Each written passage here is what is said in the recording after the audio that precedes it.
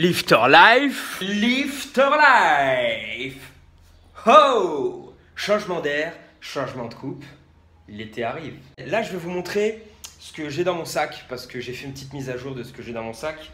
J'ai pas mal d'accessoires intéressants à vous montrer et vous allez comprendre par la suite dans la vidéo finalement quels accessoires j'utilise.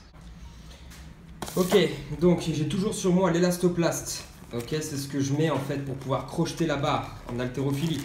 Et après, vous pouvez l'utiliser pour n'importe quel autre délire. Hein. Je prends un large que je coupe en deux. Et puis voilà, je le mets autour de mon pouce. Et ça me permet en fait de gripper la barre à 100%, sans magnésie. Voilà quoi, avec sécurité, aucun problème. Ensuite, bon, c'est une galère. J'ai mon petit Amino Énergie, j'aime bien parce que le goût il est magnifique. Et il y a de la caféine dedans, BCA, acide aminé, tranquille. Pendant la séance, je kiffe. Ensuite, mon nouveau joujou, les anneaux. Voilà, ça fait 2 semaines maintenant que je les ai, je m'entraîne dessus avec. Parce que justement, cet été, je vais m'entraîner que au poids de corps. J'ai pas envie de m'enfermer dans une salle là où je vais.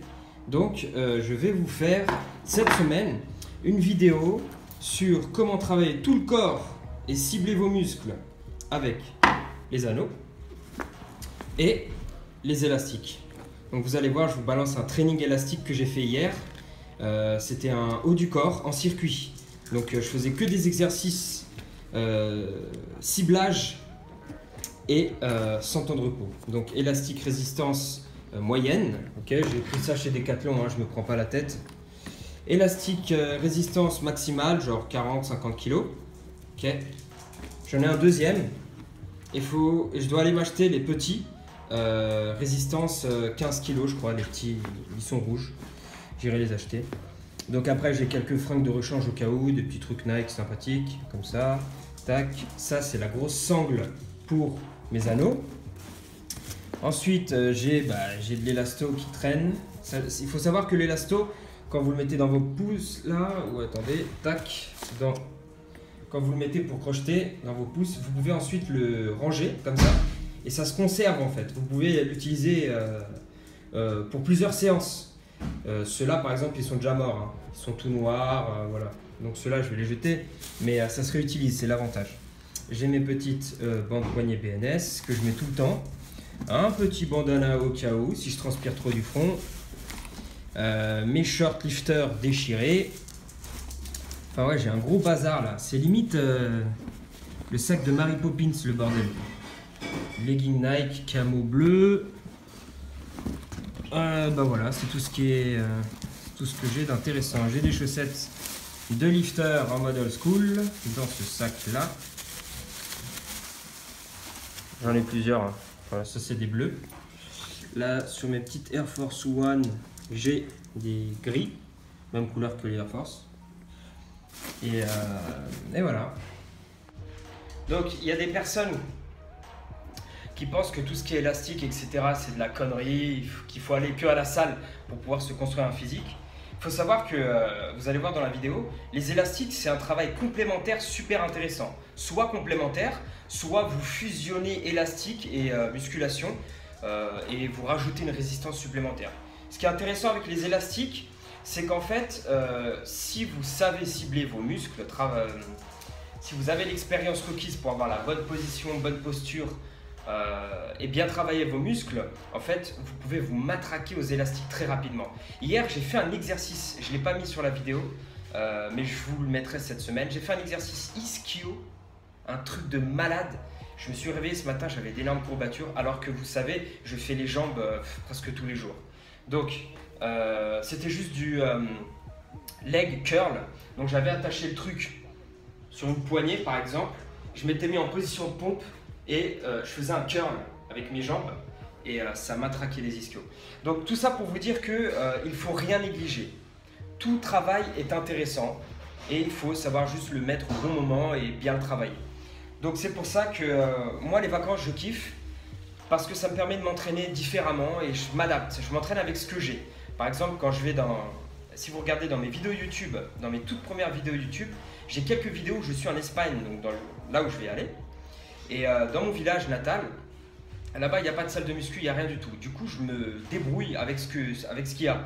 Donc ça peut être des pierres, ça peut être une barre d'échafaudage, ça peut être tout et n'importe quoi. Je m'adapte. Et c'est ça que je kiffe en fait. C'est avoir la possibilité finalement de ne pas être dépendant d'une salle de sport pour pouvoir faire du sport, pour pouvoir construire son physique, développer son physique, se surpasser. Et c'est génial parce que finalement on se rend compte qu'on est opérationnel et qu'on est capable de tout faire, de soulever des pierres, de sauter, de courir, de nager. Enfin voilà, c'est un kiff. Donc les élastiques, super important, je vais vous montrer un bon taf aux élastiques. Les anneaux. J'avais acheté l'année dernière un TRX, ok. Et en fait TRX, je me suis rendu compte que j'étais très vite limité. Parce que comme le TRX, vous voyez la sangle, elle forme un triangle. Vous ne pouvez pas faire des dips parce que vous prenez la fin de cet angle-là sur la gueule. Vous ne pouvez pas faire grand-chose. Finalement, vous ne pouvez que bloquer le truc sur un mur ou sur une poutre et faire les exercices prédéfinis qu'il y a que nous donne le TRX. Et en fait, je me suis rendu compte d'un truc, c'est que les anneaux, c'est une version... Déjà, c'est la base du TRX parce que le TRX a été copié des anneaux. Mais en fait, les anneaux, c'est beaucoup mieux parce qu'il y a deux sangles séparés. On peut les positionner comme on veut. Et le fait d'avoir donc un anneau, ça nous améliore la prise. Et on peut avoir différentes prises sans aucun problème. Ok ? Et on peut travailler de différentes manières comme ça. Et c'est ça qui est génial. Donc par exemple, dans la vidéo, vous verrez, je fais des pompes prises. Neutre supination, ok, et matraquage des pompes à mort, sachant que c'est mon point faible, que je sens énormément les épaules quand je fais les pecs, ouais, exo-pecs, et j'ai kiffé. Donc voilà, c'est un petit travail complémentaire, tous ces accessoires là, ou alors c'est un travail de circonstance. Par exemple, vous n'avez pas le temps d'aller vous entraîner. La plupart des personnes en fait pensent comme ça. Ils se disent ouais, aujourd'hui je peux pas aller à la salle, bon bah c'est pas grave. Aujourd'hui je m'entraîne pas, je ferai double demain. Non, faut pas voir les choses comme ça. Si vous avez ce genre d'accessoire et que vous savez l'utiliser, bah vous pouvez pas aller à la salle, c'est pas grave. Vous allez improviser et travailler différemment. Et vous pouvez vous matraquer, vous pouvez avoir en fait les mêmes sensations qu'à la salle de sport. Le seul truc qui change, c'est qu'à la salle, vous pouvez prendre beaucoup plus lourd que votre poids de corps et c'est ça qui va permettre de vous faire passer un palier. Okay, mais il faut savoir que quelqu'un qui s'entraîne, quelqu'un qui sait contrôler son poids de corps au maximum dans toutes les postures avec des anneaux et sait travailler avec toutes les résistances aux élastiques, je peux vous garantir que ce mec-là, il est balèze. Donc voilà, trêve de bavardage, ça fait déjà 4 minutes. Donc, Lifter Life, je vous balance ma séance poids de corps d'hier en 5 minutes et là je vais faire une séance haut du corps axé point faible musculation, comme ça je vous mets 50-50, quelque chose poids de corps qui a un rapport avec ce que je fais généralement et voilà, délire salle de sport. Et je ferai haltérophilie ce soir, donc je vais vous le filmer aussi, je pense, je vais vous le mettre aussi, ça va être un bon Lifter Life complet et je vais vous faire, je pense, un petit voice over sur ma séance muscu là. Haut du corps, point faible. Je vais faire faisceau claviculaire des pecs, ok, parce que il n'y a rien du tout. Et je vais faire arrière des épaules, ça on peut y aller à fond. Faisceau latéral, on peut y aller à fond, il n'y en a jamais assez. Et je vais faire triceps, finir en triceps. Je vais balancer ça en supersets. Je vais, comme ça j'augmente, je me fais une dépense calorique et c'est parti.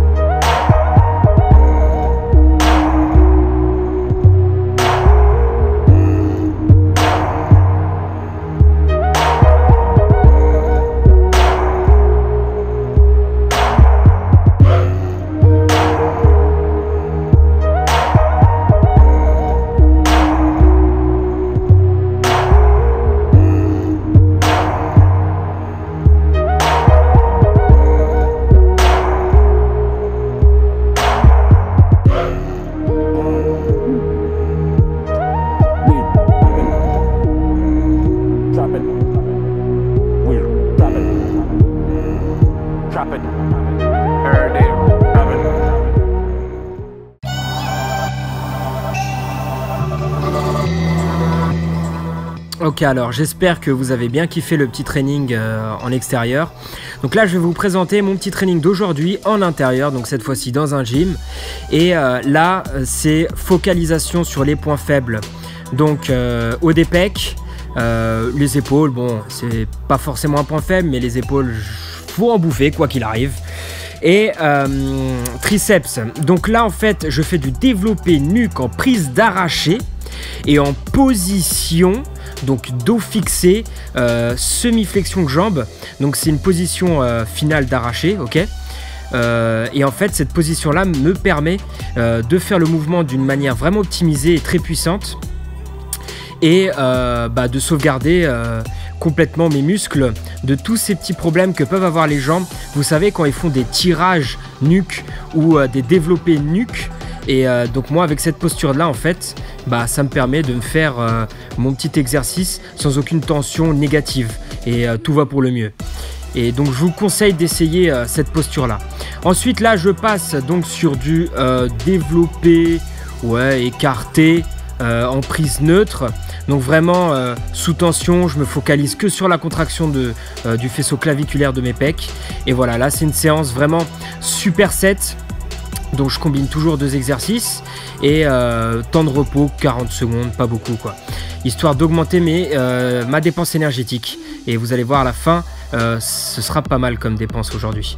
Donc là je passe ensuite l'inclinaison de mon banc. Me permet de focaliser vraiment le faisceau claviculaire de mes pecs. Donc là voilà, c'est un développé halter classique, prise pronation neutre, voilà. Et là pareil, sous tension, je fais pas le mouvement complet et je me concentre vraiment sur ma brûlure musculaire. Ensuite là je passe toujours en superset avec des élévations.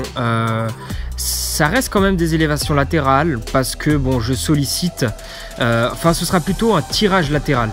Là je sollicite complètement mon faisceau latéral des épaules, donc ça reprend un peu un tirage menton.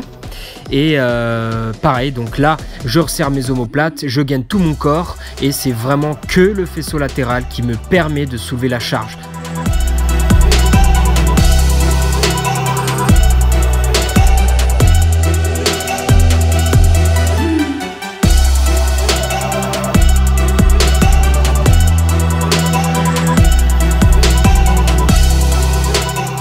Superset suivant, j'ai incliné un peu plus mon banc. Là, les haltères restent dans l'axe des épaules, donc restent au-dessus des épaules. Et je me concentre vraiment sur le contrôle de la charge, sur la brûlure musculaire. Et en fait, quand je passe dans ma série, je me dis la contraction de mon muscle doit me permettre de soulever la charge. Et c'est pas, je pars pas du principe que je dois comme ça soulever la charge et ensuite sentir mon muscle. L'inverse, je dois d'abord sentir mon muscle et donc cette contraction me permettra en fait de soulever la charge.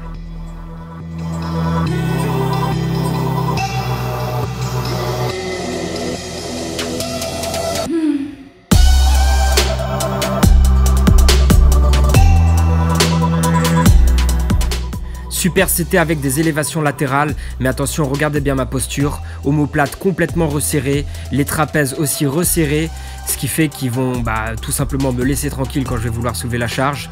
Bombé, le torse bombé, pardon, et sangle abdominale complètement serré, tout est verrouillé là. Et en fait, je me focalise vraiment sur lever la charge qu'avec le faisceau latéral de mes épaules. Donc c'est pour ça que voilà, c'est difficile, on peut pas en faire beaucoup, on peut pas soulever beaucoup de fois la charge comme ça. En tout cas moi, vous voyez que je galère et là je suis très satisfait de mon travail quand même parce que j'ai vraiment réussi, regardez, à isoler le faisceau latéral de mes épaules. Ah, il fallait quand même que je vous montre la séance ultra productive. Regardez-moi ces pectos là. Donc là je termine la séance avec les élastiques. Donc je vous les teste un petit peu comment ça pouvait se passer au niveau des sensations et là j'étais vraiment surpris. J'ai réussi, je vais vous montrer après comment j'ai calé les élastiques et là une pure congestion, contraction de malade du travail justement que j'ai envie de produire. Je voulais tout simplement isoler mes pecs et là c'est 100% réussi. Et franchement je vous invite à tester ce genre d'exercice là que je vais vous balancer avec les élastiques.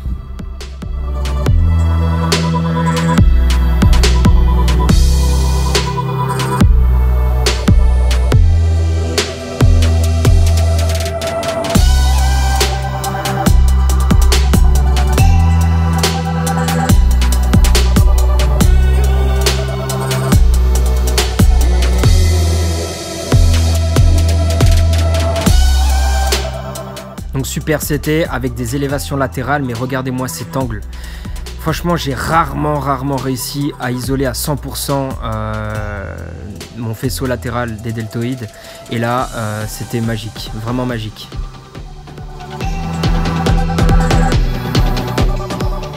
Bon, ça c'était pas prévu, mais je voulais juste tester. Et franchement, truc de ouf. Le curl avec les élastiques comme ça, ah, j'ai kiffé.